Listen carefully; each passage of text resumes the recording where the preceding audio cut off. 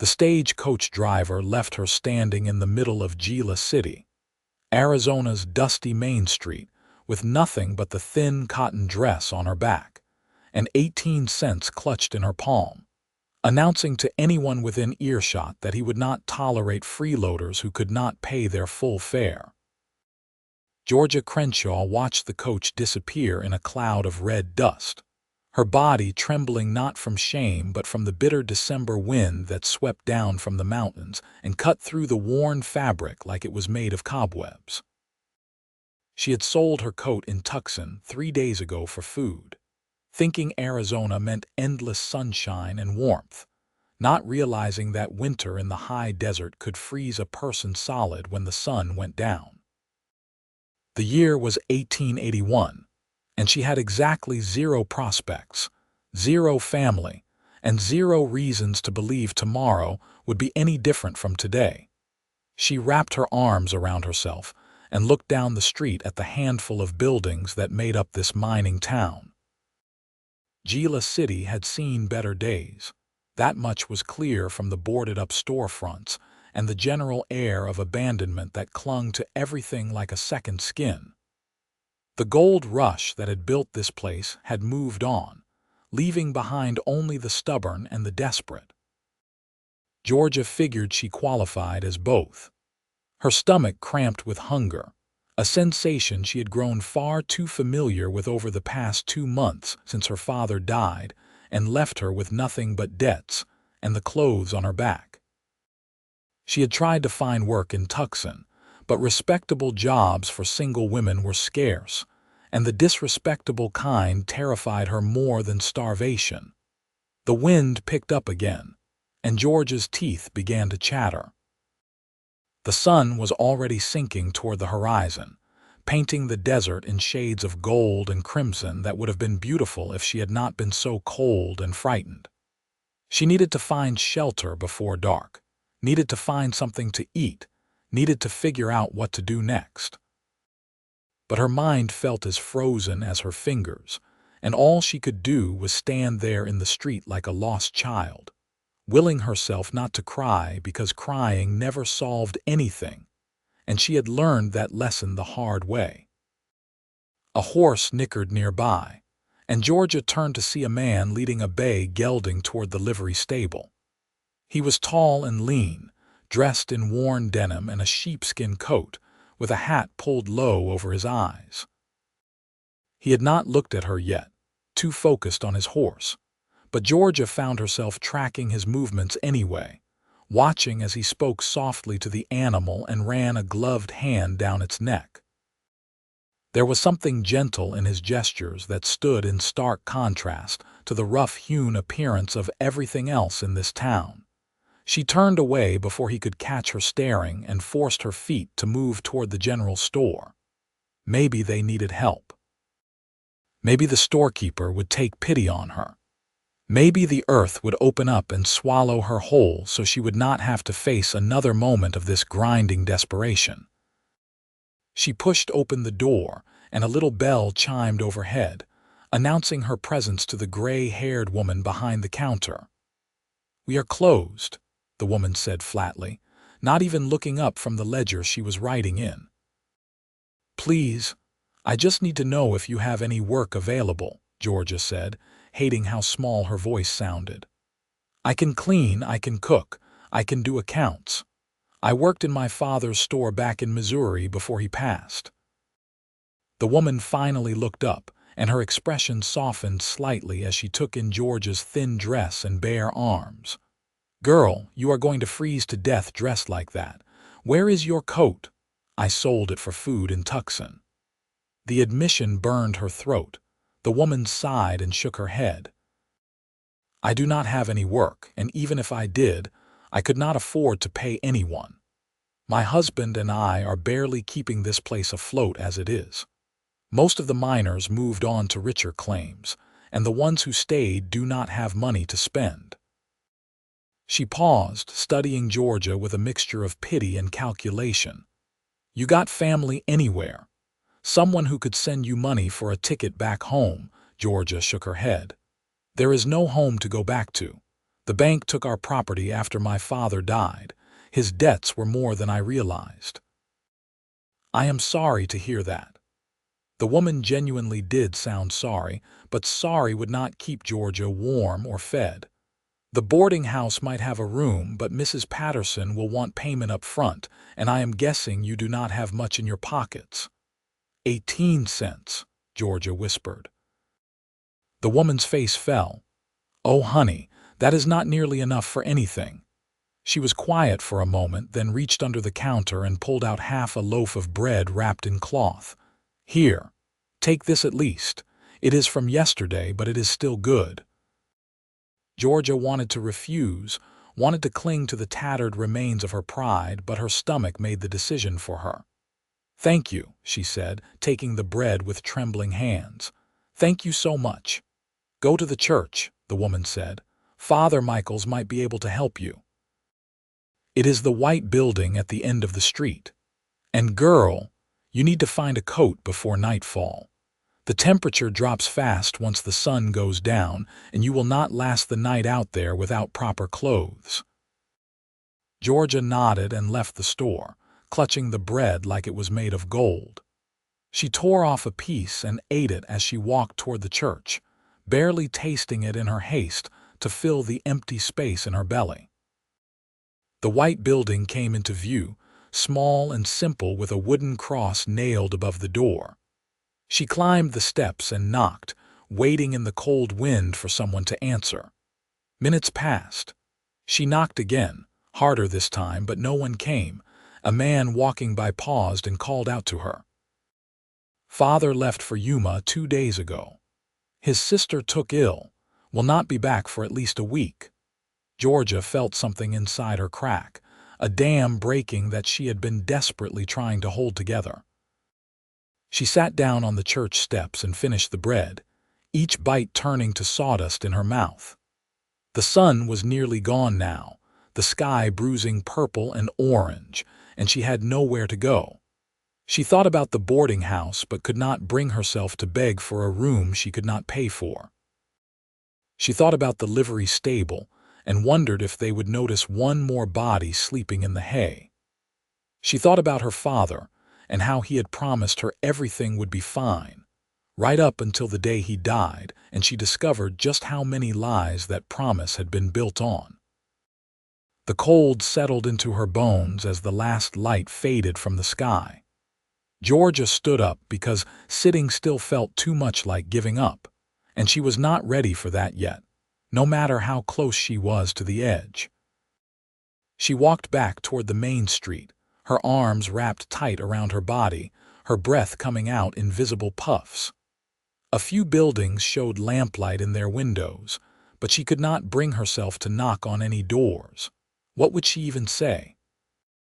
She was a stranger in a dying town, and strangers were not known for their generosity in places like this. She found herself drifting toward the livery stable, drawn by the promise of horses and hay and maybe a few degrees of warmth. The large doors were open, and she could see stalls lining both sides of the central aisle. The same bay gelding she had seen earlier stood in one of the stalls, contentedly munching hay. Georgia slipped inside, grateful for the slight reprieve from the wind. It was not exactly warm, but it was better than being outside. She looked around for the liveryman but saw no one. "Can I help you?" Georgia jumped and spun around to find the tall cowboy from earlier standing behind her. Up close, she could see his face properly for the first time. He had strong features, weathered by sun and wind, with lines around his eyes that suggested he smiled often, though he was not smiling now. Those eyes were a striking shade of blue-gray, and they were studying her with an intensity that made her want to look away. "I am sorry," she stammered. "I did not mean to trespass. I was just trying to get out of the cold for a moment." His gaze traveled from her face down to her bare arms and thin dress, then back up again. Something shifted in his expression, a softening around the edges. "Where is your coat?"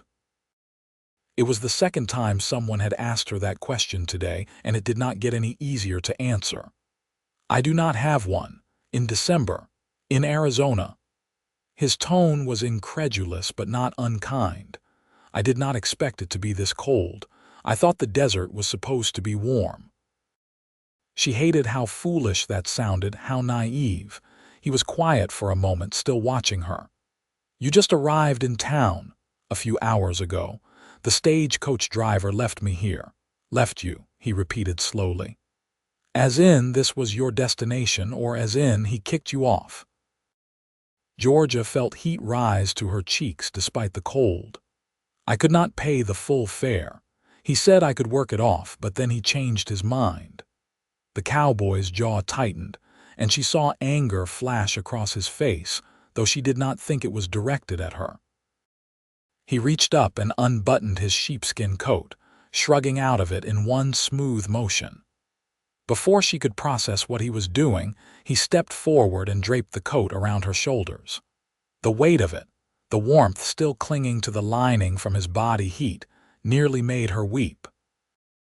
I cannot take this, she protested, even as her hands came up to clutch the edges of the coat. You will be cold. I have others, he said simply. And I have a roof over my head tonight. Do you? She could not answer that, could not force the word no past her lips. Her silence was answer enough. He sighed and ran a hand through his dark hair. What is your name, Georgia Crenshaw? Xavier Nash, he said. And you look like you are about 2 minutes from collapsing, Miss Crenshaw. When did you last eat a real meal? I had bread just now. A woman at the general store gave it to me. Before that, Georgia tried to remember.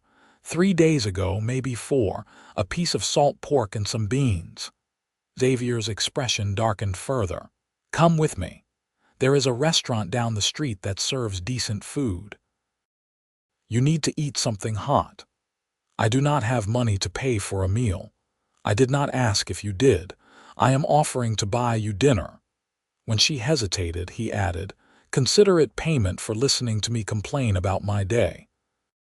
I am not much for eating alone, and my friends are all up at the mining camps. It was a transparent excuse, a way to let her keep some shred of dignity, and Georgia was grateful for it, even as she knew she should probably refuse. A respectable woman did not accept charity from strange men, did not go to dinner with cowboys she had just met. But a respectable woman also did not stand in livery stables freezing to death, and Georgia was long past the point where social niceties mattered more than survival. All right, she said quietly. Thank you, Mr. Nash. Xavier, he corrected.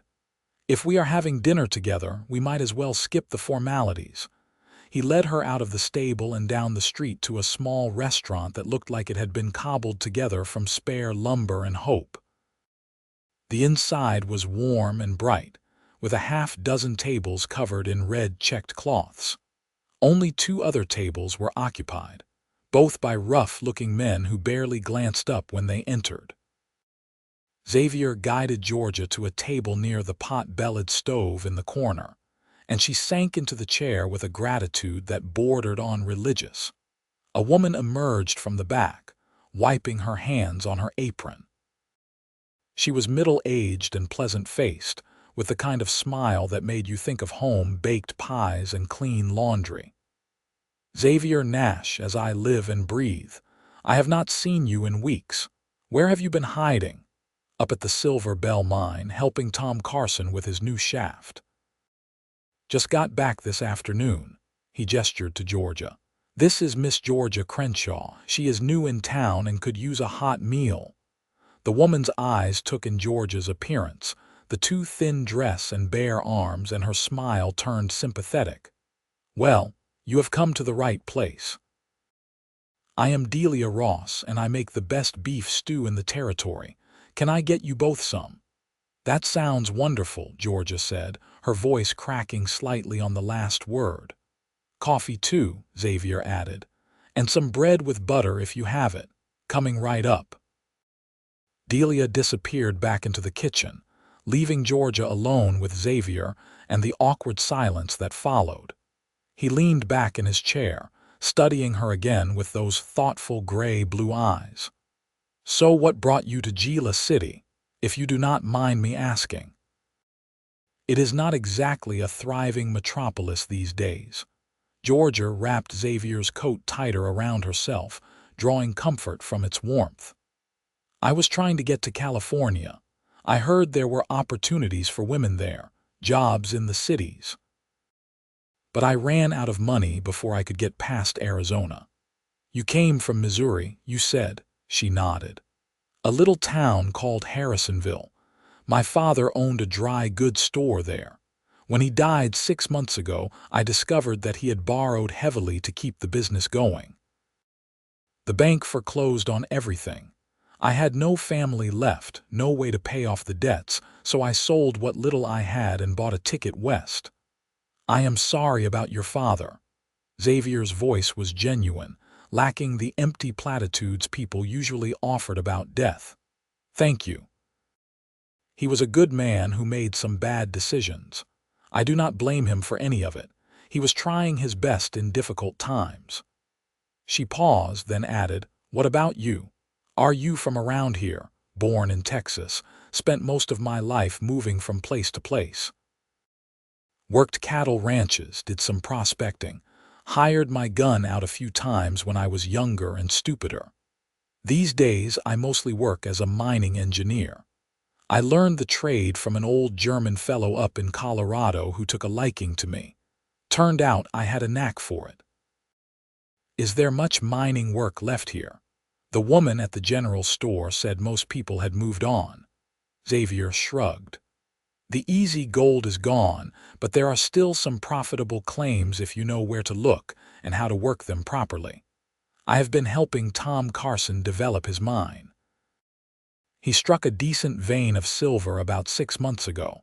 It is not going to make him rich, but it is enough to keep him going." Delia returned with 2 steaming bowls of stew, a plate piled high with sliced bread, and 2 cups of coffee. The smell alone was enough to make Georgia's head swim. She picked up her spoon with shaking hands and took a bite, and it was everything she could do not to moan out loud. The stew was thick and rich, full of tender beef and vegetables, seasoned with herbs she could not name but which tasted like comfort and safety. "Easy," Xavier said gently. "You will make yourself sick if you eat too fast." She forced herself to slow down, to take smaller bites and chew thoroughly, even though every instinct screamed at her to shovel the food into her mouth as quickly as possible. Xavier ate his own meal quietly, not watching her but not ignoring her either, simply being present in a way that felt neither intrusive nor distant. It was a kindness she had not expected and did not quite know how to process. "So what is your plan now?" he asked after a while. "Are you staying in Gila City, or are you moving on once you get some money together?" Georgia set down her spoon and wrapped her hands around the coffee cup, letting the heat seep into her cold fingers. "I honestly do not know. I need work, but there does not seem to be much available here." The woman at the general store said they could not afford to hire anyone. "There is not a lot of traditional work for women in mining towns," Xavier admitted. "Most of the jobs are either running boarding houses, working in saloons, or cooking for the miners.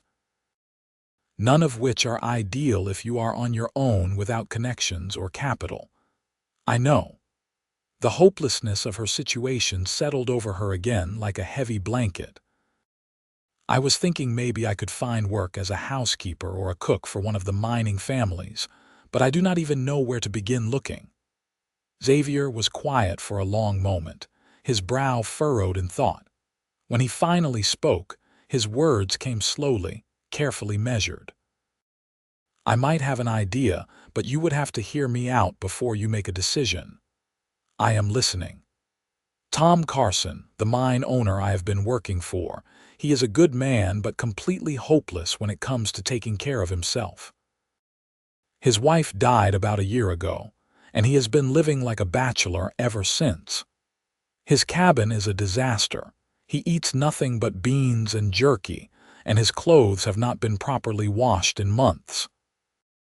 I have been telling him for weeks that he needs to hire someone to help him keep his place in order, but he is stubborn and keeps insisting he can manage on his own. Georgia felt a flutter of hope in her chest. You think he would hire me?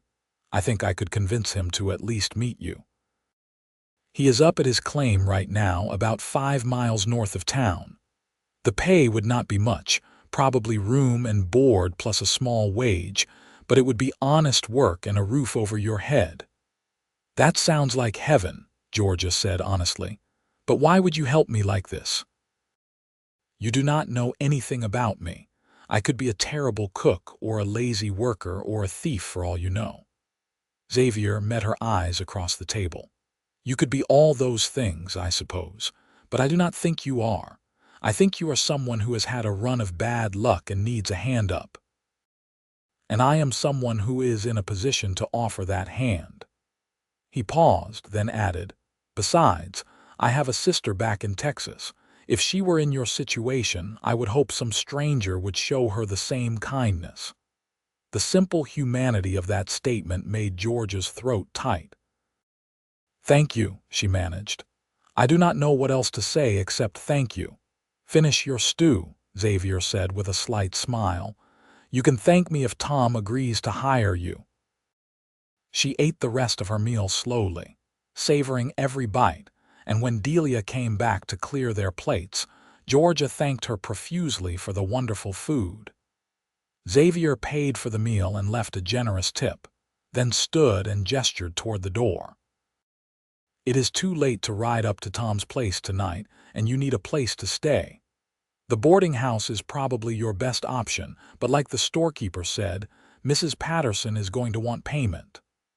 I have 18 cents, Georgia said, pulling the coins from her pocket as if to prove it. Xavier looked at the coins, then at her, and shook his head. That is not going to cover a room. Come on. I will talk to Mrs. Patterson and see what we can work out. The boarding house was a 2-story wooden structure that looked slightly more respectable than most of the other buildings in town.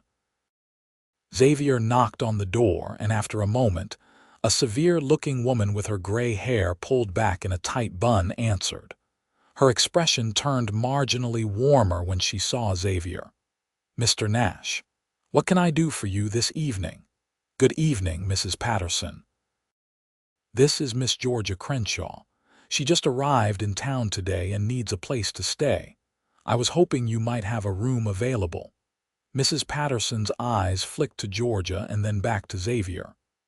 I have a room, but I require payment in advance. $2 for the week, including breakfast. Georgia's heart sank. She had known it would be more than 18 cents, but hearing the actual amount made the impossibility of it concrete. Xavier pulled out his wallet. I will cover her first week. If things work out the way I am planning, she will be able to pay for herself after that. Xavier, no, Georgia protested. You have already done too much. I cannot let you pay for a room for me. Consider it a loan, he said firmly. You can pay me back once you are working. He handed $2 silver to Mrs. Patterson before Georgia could argue further. The boarding house keeper pocketed the money and stepped aside. Room 3, top of the stairs on the right. Breakfast is at 7 sharp. Do not be late or you will miss it. Thank you, Georgia said, though she was not sure if she was thanking Mrs. Patterson or Xavier or some benevolent universe that had dropped this cowboy into her path at exactly the right moment. Xavier tipped his hat. I will come by tomorrow morning around 8. We will ride up to Tom's claim and see about getting you that job. Get some rest, Miss Crenshaw. You look like you need it, Georgia, she said. If we are going to be riding together tomorrow, we might as well skip the formalities. He smiled at that, a real smile that transformed his serious face into something warmer and more approachable. Georgia it is. Good night. Good night, Xavier. And thank you for everything. The coat, the meal, the room. I will find a way to pay you back, I promise. Just take care of yourself, he said. That is payment enough. he left and Mrs. Patterson led Georgia upstairs to a small but clean room with a narrow bed, a washstand, and a single window that looked out over the main street. It was nothing fancy, but to Georgia, it felt like a palace. She closed the door, locked it, and collapsed onto the bed, still wrapped in Xavier's sheepskin coat. The scent of him lingered in the fabric, something clean and masculine that reminded her of leather and pine and honest work. She lay there in the darkness, her mind spinning with everything that had happened. This morning she had been standing in the street with no coat, no hope, and no idea how she would survive the night. Now she had all three, given freely by a man who had no reason to help her beyond basic human decency. It was almost too much to process, too much kindness after months of hardship. Georgia thought about Xavier's face, the way his eyes had softened when he looked at her, the gentle firmness in his voice when he insisted on helping her. She thought about his hands, work roughened and strong, and the way he had moved with quiet confidence. There was something solid about him, something trustworthy in a world that had taught her not to trust easily. She pulled the coat tighter around herself and finally let the tears come, but they were not tears of despair anymore. They were tears of relief, of gratitude, of a hope so fragile she was afraid to examine it too closely. Tomorrow she would ride up to the mine and hopefully secure a job. Tomorrow she would start rebuilding her life from the ashes of what it had been. Tomorrow she would begin to figure out who Georgia Crenshaw was going to become. But tonight she was warm and safe and fed, and that was enough. She fell asleep still wearing Xavier's coat, and for the first time in months she did not dream of falling. Georgia woke to pale morning light streaming through the window and the sound of footsteps on the stairs. For a moment she could not remember where she was, and panic seized her chest until the events of the previous day came flooding back. The boarding house, Xavier, the promise of a job. She sat up and looked down at the sheepskin coat still wrapped around her shoulders, proof that yesterday had been real and not some desperate fever dream. Someone knocked on her door. "Breakfast is ready," Mrs. Patterson's voice called out. 10 minutes and then I am clearing the table." Georgia scrambled out of bed and did her best to make herself presentable. She washed her face and hands with the cold water in the basin, smoothed down her dress, and tried to do something with her hair, which had come mostly loose from its braid during the night. She still looked like a woman who had been sleeping in her clothes and living rough, but there was not much she could do about that. The dining room was on the first floor, a simple space with a long table and mismatched chairs. 3 other boarders were already seated, all men, all eating in silence. Georgia took an empty seat near the end and tried to make herself as small and unnoticeable as possible. Mrs. Patterson brought out plates of eggs, bacon, and toast, along with mugs of strong coffee. Georgia ate slowly, mindful of Xavier's warning about eating too fast, and tried not to think about how this was the best breakfast she had eaten in half a year. She finished just as the other boarders were leaving, mumbled her thanks to Mrs. Patterson, and went back upstairs to wait. She stood at the window, watching the street below for any sign of Xavier, her stomach fluttering with nervous energy. What if Tom Carson did not want to hire her? What if he took one look at her and decided she was too young or too inexperienced or too much trouble? What if this was all a mistake and she ended up right back where she started, standing in the street with nothing and nowhere to go? At 8 o'clock sharp, Xavier appeared on horseback, leading a second horse behind him. Georgia grabbed his coat, which she had carefully folded on the chair, and hurried downstairs. He was waiting outside the boarding house, and he smiled when he saw her. "Morning. Did you sleep well?" "Better than I have in months," she admitted. "Thank you again for the room." "You are welcome. I brought a horse for you." This is Rosie. She is gentle and sure-footed, so you should not have any trouble with her." Georgia looked at the pretty chestnut mare and felt a pang of anxiety. "I should probably tell you that I have not ridden much. My father had a horse for the store deliveries, but I mostly just drove the wagon. Rosie is perfect for beginners. She practically rides herself." Xavier dismounted and came over to help her up. "Left foot in the stirrup, grab the saddle horn and swing your right leg over. I will give you a boost." With his hand steadying her, Georgia managed to get into the saddle without making too much of a fool of herself. Rosie shifted beneath her but did not bolt or buck, just stood there patiently waiting for instruction. Georgia gripped the reins and tried to remember everything she had ever seen about riding. "Relax," Xavier said. "You are gripping the reins too tight. She responds better to gentle pressure. Here, let me show you." He adjusted her hands, his fingers warm and sure against hers.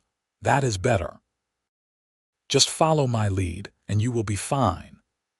They rode out of town at an easy pace, heading north into the scrubland. The morning air was cold but not unbearable, and the sun was already climbing toward its zenith, promising warmth later in the day. Georgia tried to focus on her riding, on the rhythm of the horse beneath her, but she kept stealing glances at Xavier. He sat his horse like he had been born in the saddle, relaxed and confident, his eyes scanning the landscape with the practiced ease of someone who spent most of his life outdoors. "How long have you lived in Arizona?" she asked after a while, needing to fill the silence with something other than her own anxious thoughts. "About 3 years now. I worked a cattle ranch down near Tucson for a while, then drifted north when I heard about the mining opportunities. I like it here. The land is harsh, but it is beautiful in its own way, honest. It does not pretend to be anything other than what it is." "I thought it would be warmer," Georgia said, echoing her comment from the previous night. Xavier laughed. "Everyone thinks that. People hear Arizona desert and picture endless sunshine and heat. They forget that we are at elevation here and that winter still happens. It is not as cold as Missouri, I would guess, but it is cold enough to kill you if you are not prepared." I was definitely not prepared. "You are now," he said, and there was something warm in his voice that made her chest feel tight. "That coat is yours for as long as you need it.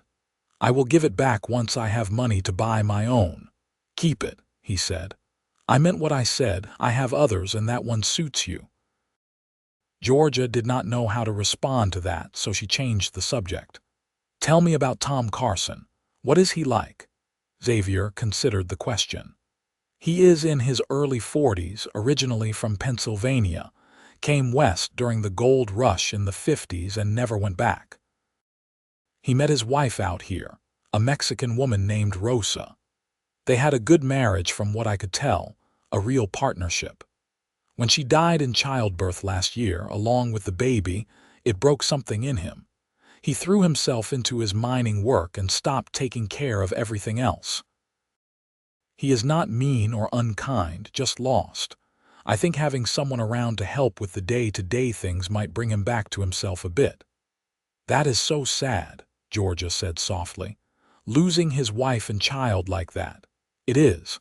But life keeps going whether we are ready for it or not. Tom knows that, even if he has been struggling with it." They rode in comfortable silence for a while, the landscape gradually changing from scrubland to rocky hills dotted with mesquite and palo verde. In the distance, Georgia could see mountains rising up against the blue sky, their peaks still dusted with snow. It was a stark and alien landscape compared to the green hills of Missouri, but Xavier was right. There was a kind of brutal honesty to it that she found oddly comforting. After about an hour, they crested a rise and looked down into a small valley. A cabin sat nestled against the hillside, with a mine entrance visible behind it. Piles of rock and tailings surrounded the site, evidence of ongoing excavation work. Smoke rose from the cabin's chimney, indicating that someone was home. "That is Tom's place," Xavier said. "Let me do the talking at first, at least until you get a sense of him. He can be prickly with strangers, but he trusts me." They rode down into the valley and dismounted in front of the cabin. Xavier tied the horses to a hitching post and knocked on the door. Heavy footsteps sounded from inside, and then the door swung open to reveal a broad-shouldered man with a thick beard and tired eyes. He was wearing stained work clothes and looked like he had not slept in days. "Xavier," Tom said, his voice gravelly, "did not expect to see you today. I thought you were taking a few days off." "I was, but something came up. Can we come in? I want to talk to you about something." Tom's eyes slid to Georgia, taking in her appearance with a mixture of confusion and wariness. "Who is this?" "This is Miss Georgia Crenshaw. She just arrived in town and is looking for work. I thought you might be able to help each other out." Tom frowned. "I do not need any help." "Yes, you do," Xavier said bluntly. "Your cabin looks like a tornado hit it. You are eating nothing but jerky and beans, and I am pretty sure those are the same clothes you were wearing last week. Rosa would have your hide if she could see you living like this." Something painful flashed across Tom's face at the mention of his wife's name. "That is a low blow, Nash." "Maybe, but it is also true. You need someone to cook and clean and keep this place from falling apart around your ears. Miss Crenshaw needs a job and a place to stay. It is a simple solution to both your problems. I do not have money to pay hired help. You do not have to pay much. Room and board plus a small wage would be enough. Come on, Tom. At least talk to her before you say no." Tom looked at Georgia again, his expression still guarded but not outright hostile. "You ever worked in a mining camp before?" "No, sir," Georgia said, keeping her voice steady. "But I have kept house for my father for years, and I am a good cook. I am not afraid of hard work, and I do not complain." "Where are you from?" "Missouri. My father owned a dry goods store there until he passed away 6 months ago." Tom was silent for a long moment, studying her face. Finally, he sighed and stepped back from the door. "All right, come in. I will at least hear you out." The interior of the cabin was exactly as Xavier had described. A disaster. Dirty dishes were piled in the sink, clothes were scattered across every surface, and the floor looked like it had not been swept in weeks. A pot of something that might have once been beans sat congealing on the stove. The whole place smelled of stale smoke and unwashed laundry. Georgia looked around and felt something shift inside her. This was not just mess. This was grief manifesting as neglect. A man so lost in his sorrow that he could not see his way clear to taking care of basic needs. She understood that kind of grief. She had felt it herself after her father died, that overwhelming sense that nothing mattered anymore because the person you loved was gone. The difference was that she had been forced to keep going by necessity, whereas Tom had retreated into his mind and his memories. "Mr. Carson," she said gently, "I would be honored to help you get your home back in order. Not because I am judging you or because I think you cannot do it yourself, but because everyone needs help sometimes. I certainly needed it yesterday when Xavier found me freezing in the street with no coat and no hope left. He gave me both and told me to keep them as long as I needed. Let me do the same for you, in whatever way I can." Tom looked at her for a long time, something shifting behind his tired eyes. "You really think you can manage living out here? It is isolated and the work is hard. There is no town nearby for socializing, no other women around. Just me and Xavier and the mine." "I am not looking for socializing, Mr. Carson. I am looking for honest work and a safe place to live. If you can provide that, I will do everything in my power to make your life easier." He glanced at Xavier, who nodded slightly, then back at Georgia. "All right. 2-week trial. Room and board plus $10 a month. If it works out, we can make it permanent. If it does not, no hard feelings and I will pay you for your time." "Deal, deal," Georgia said, relief flooding through her. Tom stuck out his hand and she shook it, noting the calluses and the firm grip. This was a man who worked with his hands, who built things and dug into the earth for his living. There was something fundamentally honest about that.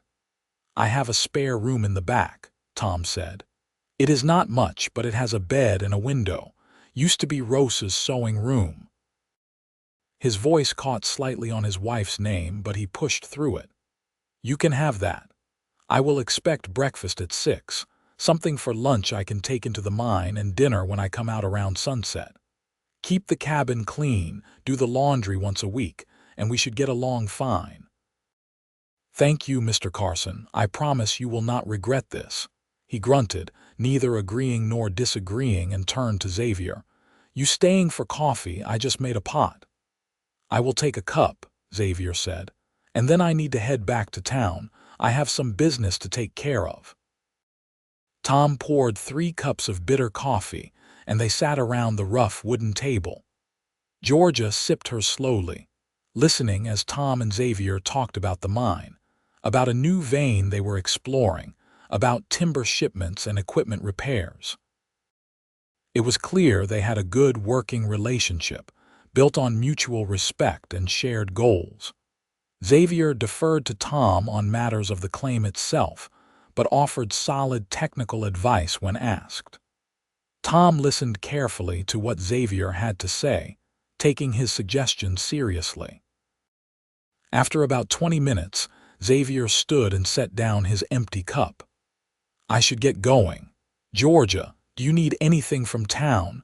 I can bring it up tomorrow when I come back to work." Georgia thought about her meager possessions, which consisted of exactly nothing except the dress on her back and the 18 cents in her pocket. "I do not suppose there is a way to get a change of clothes. I hate to ask, but this is all I have." "Rose's things are still here," Tom said quietly.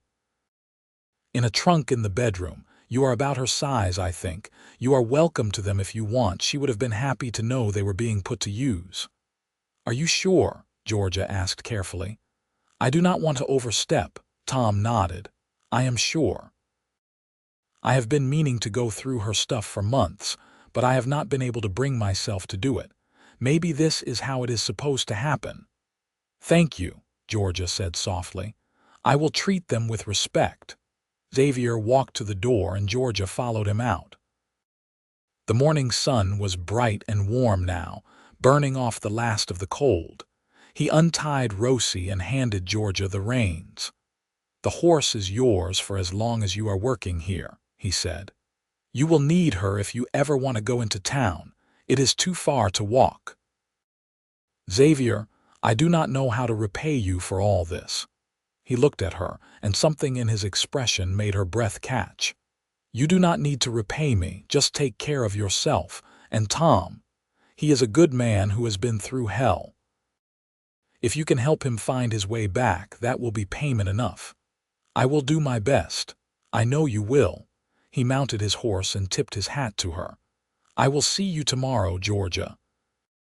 She watched him ride away, a figure growing smaller against the vast landscape, and felt an ache somewhere deep in her chest. It was too soon to call it anything other than gratitude, too soon to examine the way her heart had started beating faster when he smiled at her. But something had shifted between them, some connection forged in the space between desperation and kindness. Georgia turned and went back into the cabin. Tom was standing at the window, watching Xavier disappear over the ridge. When he heard her come in, he cleared his throat and gestured toward a closed door. "That is the bedroom. The trunk is at the foot of the bed. Take what you need. I will be out in the mine if you need me. Just ring the bell outside if there is an emergency." "Thank you, Mr. Carson." "Tom," he said gruffly. "If you are going to be living here, you might as well call me Tom."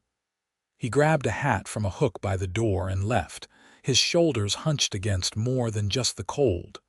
Georgia watched him go, then rolled up her sleeves and looked around the cabin. She had 2 weeks to prove herself. 2 weeks to turn this disaster into a home. 2 weeks to show that she was worth the chance they had given her. She started with the dishes, heating water on the stove and scrubbing each plate and cup until it gleamed. Then she tackled the floor, sweeping and mopping until the wooden planks showed their original color. She gathered up the scattered clothes and separated them into piles for washing, made the bed with fresh linens she found in a cupboard, and opened the windows to let fresh air chase out the stale smell of neglect. By midday, the main room of the cabin looked almost respectable. Georgia's hands were raw and her back ached, but it was a good kind of tired, the kind that came from accomplishing something tangible. She made herself a simple lunch from the supplies in the pantry, dried beef and hardtack, and an apple that was slightly wrinkled but still edible, and then ventured into the bedroom to look through Rosa's trunk. The trunk was made of cedar, beautifully carved with flowers and vines. Georgia opened it carefully, reverently, aware that she was touching the possessions of a dead woman she had never met.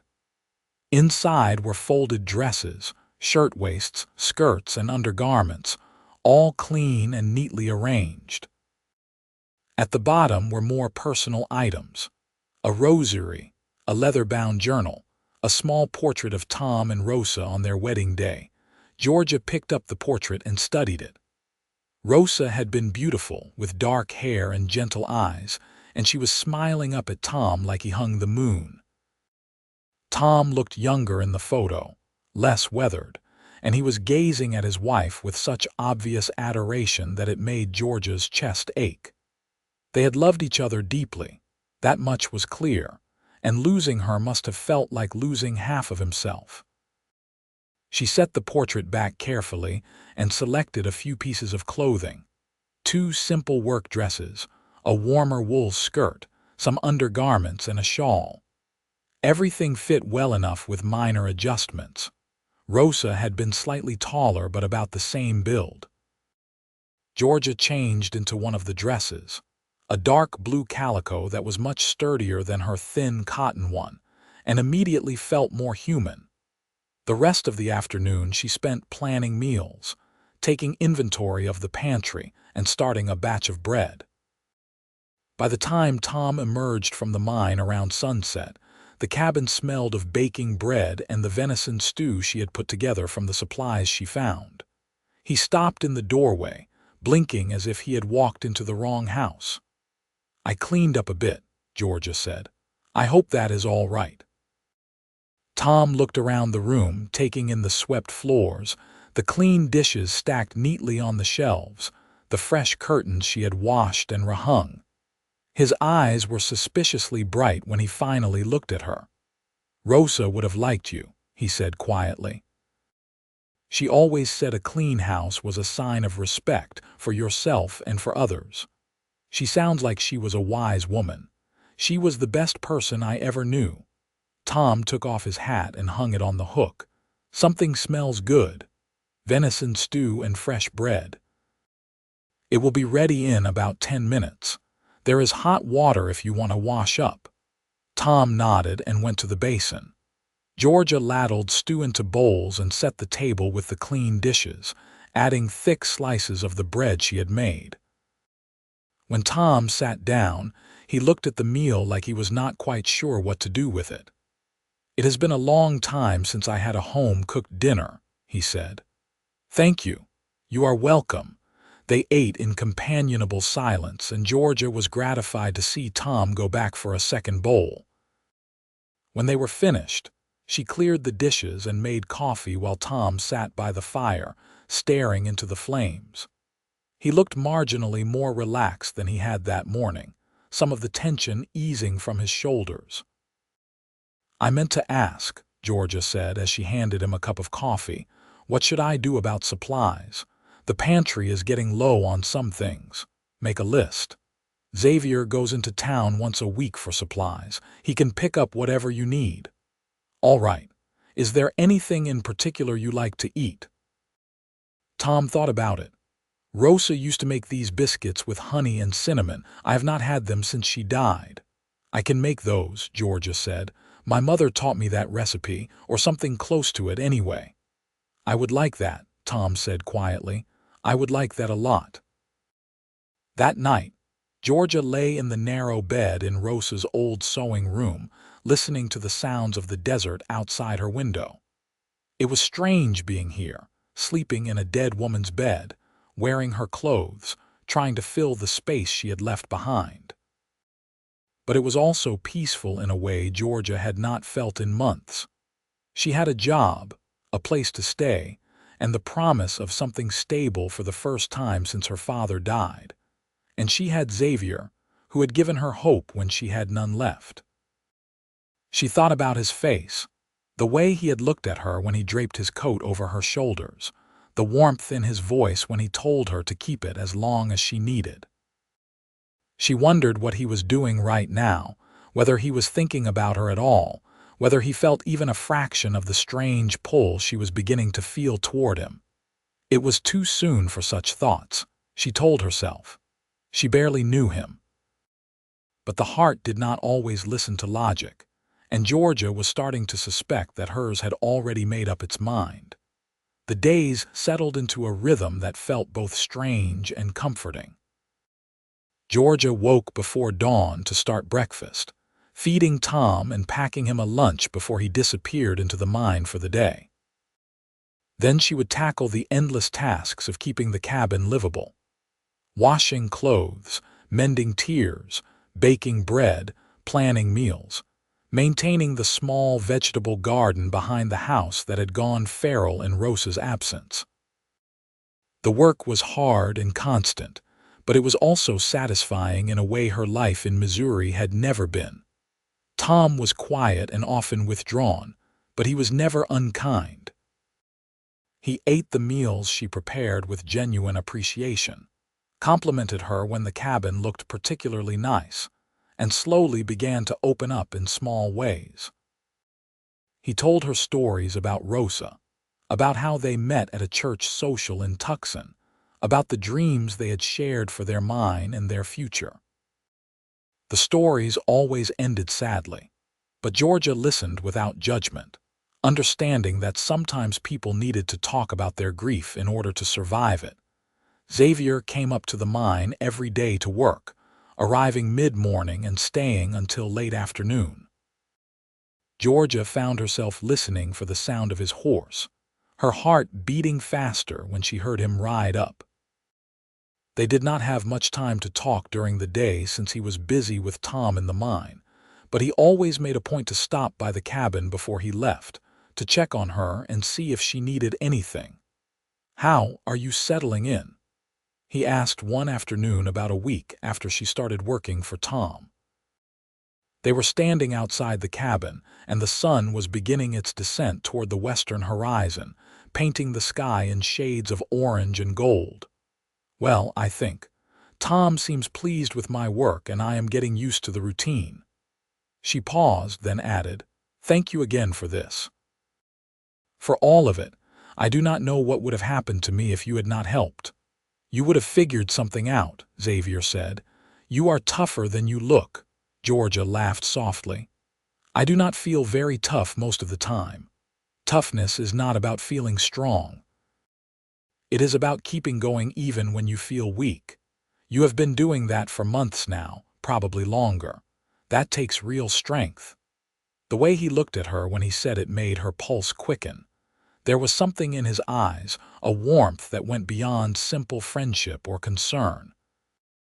She wondered if he felt it too, this growing connection between them, or if she was just projecting her own feelings onto him. "Will you stay for dinner?" she asked impulsively. "I made a pot roast and there is more than enough for 3. Xavier smiled. "I would like that.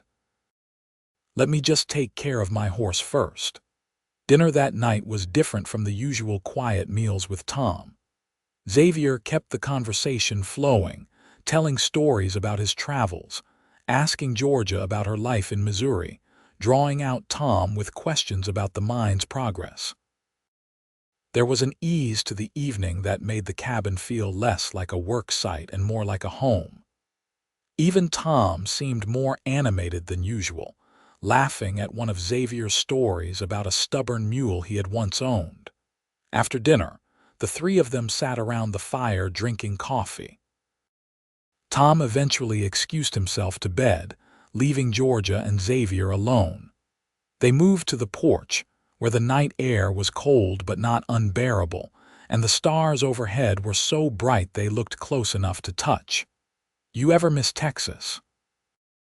Georgia asked, wrapping her shawl tighter around her shoulders.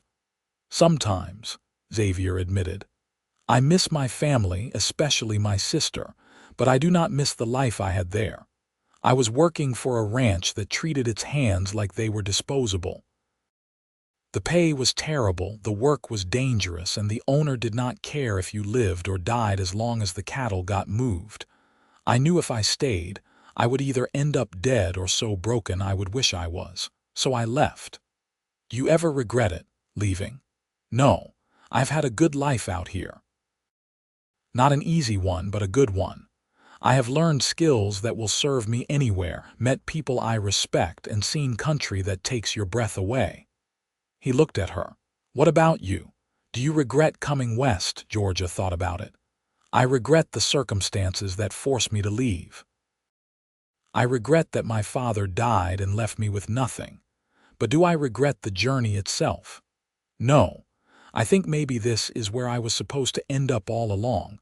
I just took a hard road to get here." "The best destinations usually require hard roads," Xavier said softly. They stood in comfortable silence for a while, listening to the night sounds of the desert. Eventually, Xavier stirred and reached for his hat. "I should get going. It is getting late, and I have a long ride back to town." "You could stay," Georgia said before she could stop herself. "We have a spare bedroll. You could sleep in the main room and ride back in the morning." Xavier looked at her, and something passed between them, a moment of possibility hanging in the air.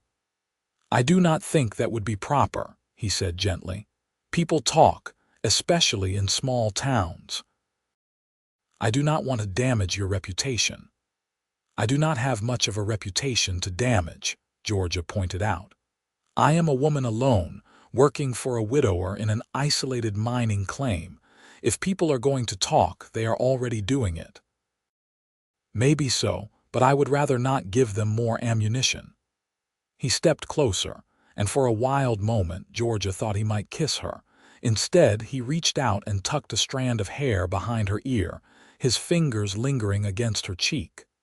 "I will see you tomorrow, Georgia." "Tomorrow," she echoed, her voice barely a whisper. She watched him ride away into the darkness, and when she finally went back inside, her cheek still tingled where he had touched her. The second week passed faster than the first. Georgia fell into the rhythm of her work, finding satisfaction in the way the cabin gleamed under her care. In the way Tom's clothes were always clean and mended. In the way hearty meals appeared on the table 3 times a day. She was earning her keep, proving her worth, and it felt good in a way she had not anticipated. But more than the work, she found herself living for the moments with Xavier. Their conversations on the porch had become a daily ritual, a time when the world narrowed down to just the two of them and the vast desert sky. They talked about everything and nothing, childhoods and dreams, fears and hopes, the small observations that made up a life.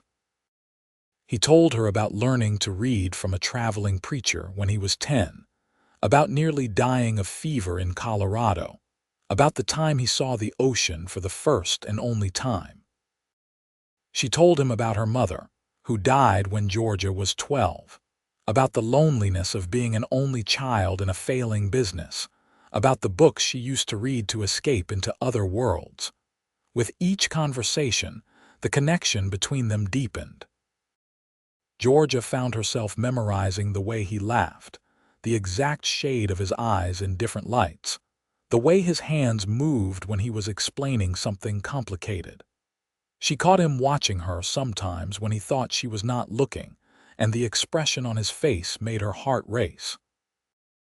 On the last day of her 2-week trial, Tom called her into the main room after Xavier had left for the evening. He looked serious, and Georgia felt a flutter of nervousness in her stomach. Had she done something wrong? Was he going to tell her that it was not working out? "Sit down," Tom said, gesturing to a chair. "I want to talk to you about your employment." Georgia sat, her hands folded in her lap, bracing herself for disappointment. Tom cleared his throat. "When Xavier first suggested I hire you, I was not sure it was a good idea. I thought maybe I did not need help, that I could manage on my own. But these past 2 weeks have shown me how wrong I was. You have done more than just clean and cook. You have brought life back to this place. You have reminded me that there are things worth taking care of beyond just digging silver out of the ground." "I am glad I could help," Georgia said carefully, not sure where he was going with this. "What I am trying to say, in my clumsy way, is that I want you to stay on permanently. Not just as a housekeeper, but as part of this operation. The mine is doing well, better than I expected, and I am planning to expand in the spring. I will need someone I trust to manage the domestic side of things, especially if I end up hiring more workers. I am prepared to raise your wages to $15 a month, and you can continue to use Rosa's room for as long as you need it." Relief flooded through Georgia so intensely she felt dizzy. "Thank you, Tom. I accept, and I promise I will continue to work hard and earn that trust." Tom nodded, looking pleased. "Good. That is settled then." He paused, then added, "There is one more thing. Xavier asked me if he could call on you properly. Court you, I mean. I told him that was between the two of you, but I wanted you to know that I approve. He is a good man, probably the best I have ever known. If you have feelings for him, you should not let propriety or fear hold you back. Life is too short to waste time on what-ifs." Georgia felt her cheeks flame. "He asked your permission." "He did. Said he did not want to put you in an awkward position, living and working here if I objected to the arrangement. Like I said, he is a good man. He thinks about consequences and other people's comfort." "Yes," Georgia said softly, "he does." That night, she lay awake in her narrow bed, thinking about Xavier and the question Tom had indirectly asked. Did she have feelings for him? The answer was so obvious it almost made her laugh. Of course she did. She had started falling for him the moment he draped his coat over her shoulders in the livery stable, had continued falling through every kindness, every conversation, every lingering look. The question was not whether she had feelings, but what she was going to do about them. The next morning, Xavier arrived earlier than usual. Georgia was in the kitchen kneading bread dough when she heard his knock. She wiped her hands on her apron and opened the door to find him standing there with his hat in his hands, looking uncharacteristically nervous. "Morning," he said. "Is Tom around?" "He is in the mine. Did you need him for something?" "No. Actually, I came to talk to you. Do you have a few minutes?" "Of course." Georgia stepped outside and closed the door behind her. The morning air was crisp and cool, and the sun was just beginning to warm the valley. Xavier took a breath, then met her eyes. "Tom probably told you that I asked his permission to court you. I wanted to respect the fact that you work for him and live here, and I did not want to create any tension. But the truth is, Georgia, I have not been able to stop thinking about you since the day I met you in that livery stable. You were standing there shivering and scared, but you had this look in your eyes like you were not giving up, not ever. And something in me just knew that you were important, that you were going to matter to me in ways I could not quite explain." Georgia's heart was pounding so hard she was sure he could hear it. "Xavier, let me finish," he said gently. "I know it has only been 2 weeks, and I know you have been through a lot. I am not asking you to make any promises or commitments. I just want the chance to see where this could go. To spend time with you, to get to know you better, to see if what I am feeling is real and lasting. What do you say? Will you let me court you properly? There were 1,000 reasons to say no. It was too soon, too fast, too risky. She barely knew him. She was still rebuilding her life, still figuring out who she was outside of grief and desperation. But when she looked at Xavier, at the hope and vulnerability in his eyes, all of those reasons seemed to melt away. "Yes," she said simply. "Yes, I will." The smile that spread across his face was like sunrise breaking over the mountains. He stepped forward and took her hands in his, and the warmth of his touch sent electricity up her arms. "Thank you," he said. "You will not regret this, I promise." "I know," she said, and she meant it.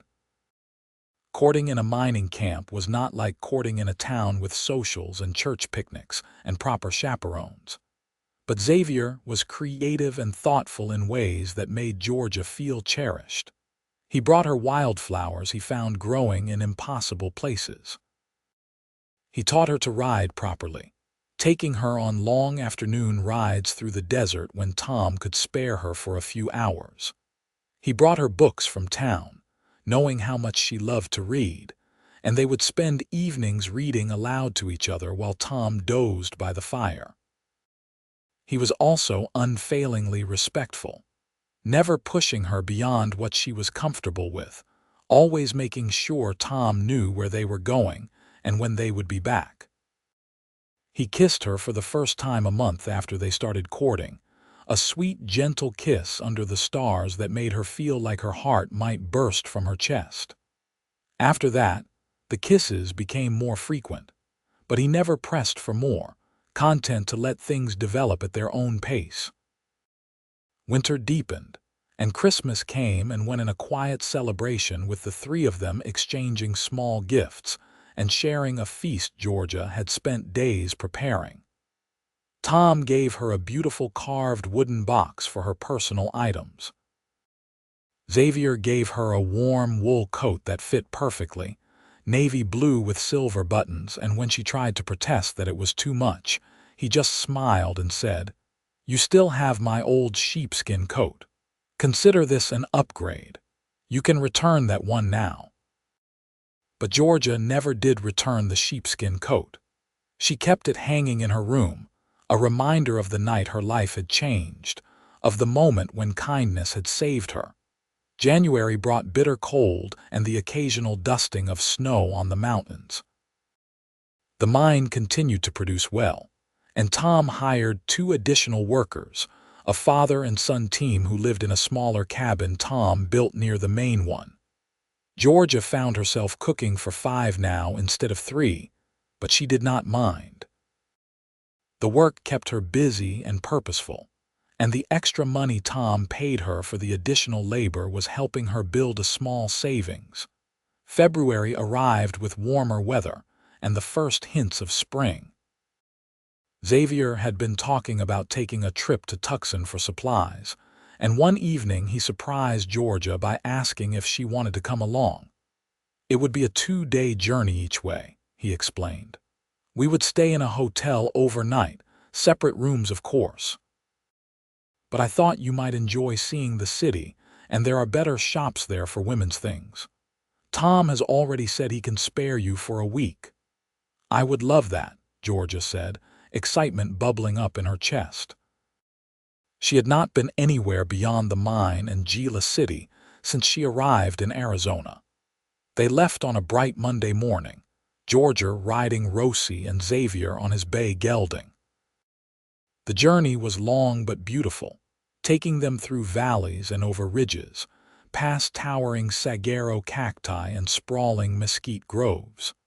They talked and laughed and rode in comfortable silence, and by the time they reached Tucson, Georgia felt like she had known Xavier her entire life. Tucson was bigger than she expected, a bustling town with adobe buildings and a strong Mexican influence. Xavier secured rooms for them at a respectable hotel, and then took her to dinner at a real restaurant with tablecloths and candles. Over plates of enchiladas and rice, he reached across the table and took her hand. "I have something I need to tell you," he said, his expression serious. Georgia's stomach flipped.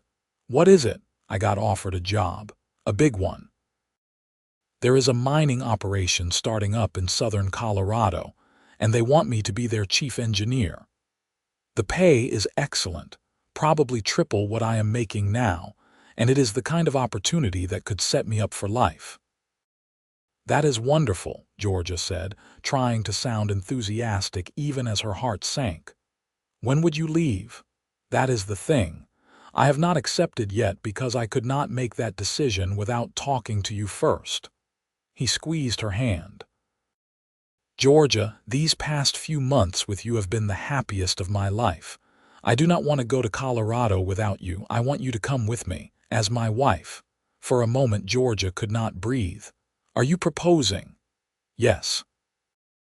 I know we have not been courting long by traditional standards, but I know my own heart.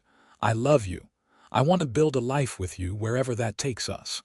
Will you marry me?" Tears sprang to Georgia's eyes, but they were happy tears. "Yes," she said, her voice breaking on the word. "Yes, Xavier, I will marry you."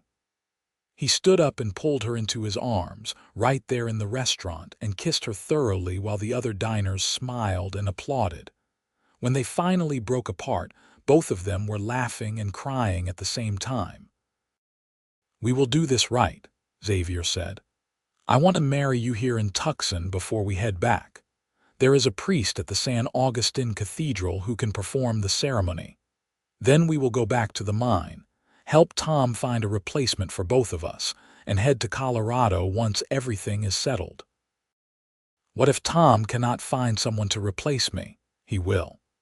Tom is more capable than he gives himself credit for. He was managing before you came, and he will manage after you leave. Besides, we will make sure he is set up with someone good before we go." They spent the next 2 days making arrangements. Xavier bought her a simple gold wedding band and a new dress for the ceremony, cream-colored calico with lace at the collar. They found 2 witnesses among the hotel staff, and on a sunny Wednesday afternoon, they were married at the San Augustine Cathedral by a kindly priest who seemed pleased to be uniting 2 people so obviously in love. Georgia became Mrs. Xavier Nash in a ceremony that lasted less than 20 minutes, but which felt like the most important moment of her life. When the priest pronounced them husband and wife, and told Xavier he could kiss his bride, the kiss they shared was full of promise and hope, and a future that stretched out bright and golden before them. They spent their wedding night in the hotel, and Xavier was gentle and patient as he introduced Georgia to the physical side of marriage. She had been nervous, afraid of the unknown, but his tenderness and obvious love made it beautiful rather than frightening. Afterwards, lying in his arms in the darkness, she felt a peace she had never known before. This was where she was supposed to be. This was home. They returned to the mine a week later as husband and wife, and Tom's reaction was everything they had hoped for. He hugged them both and declared that it was about time Xavier stopped dragging his feet. He listened to their plans about Colorado and agreed to start looking for new help, though he admitted it would be hard to find anyone as good as Georgia. "You gave me my life back," he told her the night before they left, his voice gruff with emotion. "When you showed up here, I was barely living, just going through the motions. You reminded me that there is more to life than grief and work. I will never forget that." "You gave me a chance when I desperately needed one," Georgia replied. "We are even." The journey to Colorado took 3 weeks, and they arrived in early May when the mountains were still capped with snow but the valleys were green and alive with spring. The mining operation was based near a town called Silverton, and the company had arranged housing for Xavier and his wife. A small but sturdy cabin on the edge of the settlement. Georgia threw herself into making the cabin a home, just as she had done with Tom's place. She hung curtains, planted a garden, and got to know the other wives in the mining community. Xavier worked long hours but always came home to her at the end of the day, and their evenings together were filled with conversation and laughter and love. A year after they arrived in Colorado, Georgia discovered she was pregnant. Xavier was over the moon with joy, treating her like she was made of glass even though she insisted she was perfectly healthy and capable. Their son was born the following February during a snowstorm, a healthy baby with his father's gray-blue eyes and his mother's dark hair. They named him Thomas, after the man who had given Georgia her first chance at a new life. 2 years later, a daughter followed, whom they named Rose in honor of Tom's late wife. Then another son, called William after Xavier's father. Their cabin grew crowded, and Xavier used his savings to build them a larger house on a piece of land he bought at the edge of town. The years passed in a blur of work and children, and building a life together. Xavier's reputation as a mining engineer grew, and he was eventually offered a position with a major mining company in Denver. They moved to the city when Thomas was 10, and Georgia found herself adapting to urban life with the same determination she had once brought to surviving in the Arizona desert. She opened a small lending library in their home, sharing her love of books with the community. Xavier became a consultant for mining operations throughout the West, traveling for work, but always coming home to his family. They weathered financial panics and illnesses, celebrated births and mourned deaths, and through it all, their love remained the foundation on which everything else was built. On their 25th wedding anniversary, Xavier took Georgia back to Arizona. They visited Gila City first, which had grown into a more prosperous town now that the railroad had come through. The general store was still there, run by the same gray-haired woman who had given Georgia bread that desperate day so long ago. She remembered them and marveled at how far they had come. Then they rode out to Tom's mine. Tom was older now, his beard completely white, but he was still working his claim with the help of his foreman. He had never remarried, but he seemed content with his life, especially when he saw Georgia and Xavier ride up. They spent 3 days at the mine, sharing meals and stories and memories. On their last night, Tom pulled out an old sheepskin coat, moth-eaten and faded. "Found this in the back of a closet," he said, handing it to Georgia.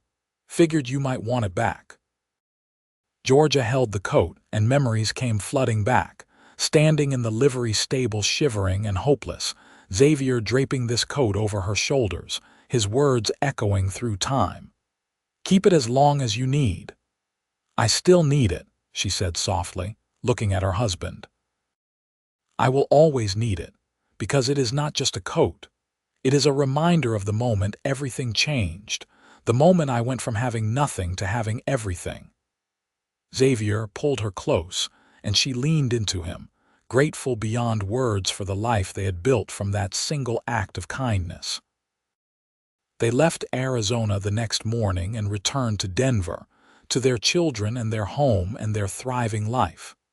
Georgia kept the sheepskin coat, hanging it in a place of honor in their bedroom. Sometimes late at night, when Xavier was away on business and she could not sleep, she would take it down and hold it, remembering the girl she had been and marveling at the woman she had become. The years continued their relentless march forward. Thomas grew up to be a doctor. Rose married a lawyer and gave them 3 grandchildren, and William followed his father into engineering. Georgia and Xavier grew older together, their hair turning gray, their hands developing the slight tremor of age, but their love remaining as strong as ever. On their 50th wedding anniversary, their children threw them a party at their home in Denver. Friends and family came from all over, filling the house with laughter and music and joy. At one point, Xavier pulled Georgia aside, leading her out to the garden where they could have a moment of relative quiet. "You remember that night in Gila City?" he asked, his arm around her waist. "When I found you in the livery stable." "I remember everything about that night," Georgia said. "Every detail is burned into my memory. I think I fell in love with you right then, in that moment. I just did not know it yet." "I know I fell in love with you," Georgia admitted. "Or started to, anyway. You gave me hope when I had none left. You gave me a coat to keep me warm and told me to keep it as long as I needed. And then you gave me everything else. A home, a family, a life worth living. How do you thank someone for that?" "You do not have to thank me," Xavier said, the same words he had said so many times before. "You gave me everything too. A reason to stop drifting, a place to belong, someone to love who loved me back. We saved each other, Georgia. That is what I truly believe." She looked up at him, at the face she had loved for 50 years, and smiled. "Then I guess we are both lucky." "The luckiest people in the world," he agreed. They stood together in the garden as the party continued inside, watching the sun set over the mountains and painting the sky in the same golds and crimsons that had colored the Arizona desert all those years ago. They had traveled far from where they started, had lived through more joys and sorrows than they could count, but they had done it together. And that, Georgia thought, was what mattered most. Xavier lived to be 78, passing away peacefully in his sleep with Georgia holding his hand. She mourned him deeply, but not desperately, knowing that their love had been real and true and complete. They had built a life together that was worth celebrating, not just grieving. Georgia lived another 5 years, surrounded by children and grandchildren who loved her and carried forward the lessons she and Xavier had taught them about kindness and perseverance and the power of hope. In her final days, she asked for the old sheepskin coat to be brought to her bed. Her children found it where she had always kept it, carefully preserved despite its age. She held the coat close, running her fingers over the worn leather and faded fleece, and smiled. She thought about the girl she had been, standing in the cold with no coat and no hope, and the man who had given her both. She thought about the life they had built, the love they had shared, the legacy they were leaving behind. "Thank you," she whispered, not sure if she was talking to Xavier or God or the universe itself. "Thank you for everything." Georgia Crenshaw Nash died on a spring morning with the sunlight streaming through her window and the sheepskin coat clutched in her arms. Her children buried her next to Xavier in the cemetery overlooking the mountains, and at her request, they buried the coat with her. It seemed fitting somehow that the thing which had marked the beginning of her new life should accompany her to whatever came next. On her gravestone, beneath her name and dates, her children added a line that she had requested years before. She had no coat and no hope left. A cowboy gave both and said, "Keep them as long as you need." She kept them forever. The story of Georgia and Xavier became a family legend, passed down through generations. Their great-grandchildren would tell their own children about the chance meeting in an Arizona livery stable, about the act of kindness that changed 2 lives forever, about the love that grew from the smallest seed of hope. And in this way, the coat and the cowboy and the desperate woman in the winter cold lived on, not as tragedy but as triumph. A reminder that sometimes all it takes to change the world is one person willing to see another person's need and respond with open hands and an open heart. Sometimes all it takes is a coat and a promise. Keep it as long as you need. And sometimes, when you are very lucky, what you need is forever.